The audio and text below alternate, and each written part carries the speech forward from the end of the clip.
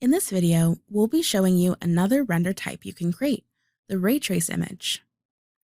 Ray trace rendering generates the highest quality output, converting our 3D garment into a photorealistic 2D image. Note that for ray trace rendering, you must be able to use one of the ray trace render engines, Blender, Modo, or V-Ray.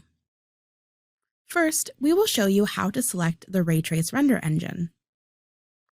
In Preferences, we go to the Render section and click on the drop-down to make a selection. Note that the available settings change according to the render engine that is selected. If we want to render using Blender, we must ensure that we install Blender on our computer. You'll find a link to the installation for Blender version 2.83 in the lesson summary. Once the software is installed, we ensure that Blender is selected as the ray trace renderer within vStitcher Preferences.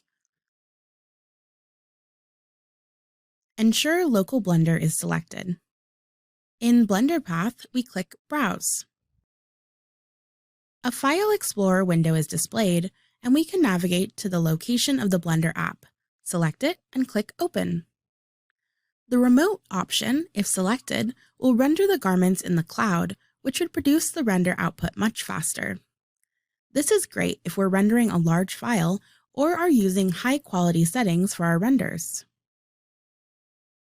There are two options for the Remote option. If you choose RenderStreet, you must have a RenderStreet account. If you don't have a RenderStreet account, you can visit their website to find out more about their subscription plans. Browser Render Cloud is a new cloud rendering service available within Lota and vStitcher as an optional extra. For more information, you can contact your browser representative. Note, if Blender is selected as the ray trace renderer, once you render a garment, Blender will render the garment in the background of your computer. You do not need to open or load the software before rendering. The next option is Modo.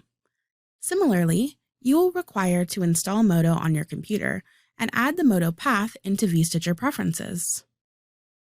You can find out more on how to render with Modo on our help site.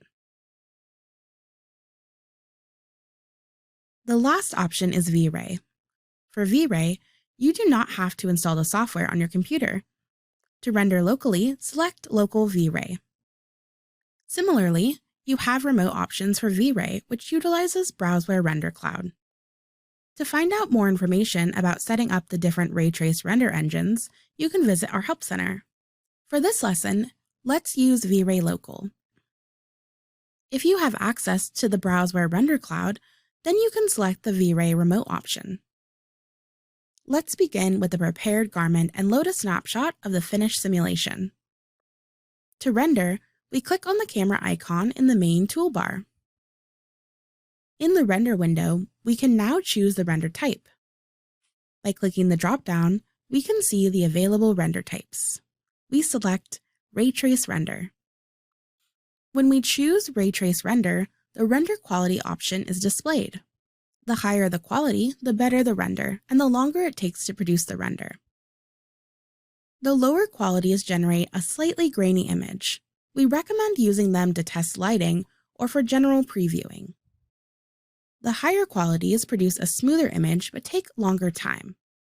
Such output is best for final production. There are several settings and options available for the render, and we cover these in a separate video. For now, we'll assume all the render settings are good, and we can go ahead and click Render. A File Explorer window is displayed, so we can set the name of the render output and where we want to save it. After a short time, a File Explorer with the location of the rendered image opens. There the images are available and we can see the results. In this video, you've learned how to create a ray trace render. For more information, check out the Browser Help Center.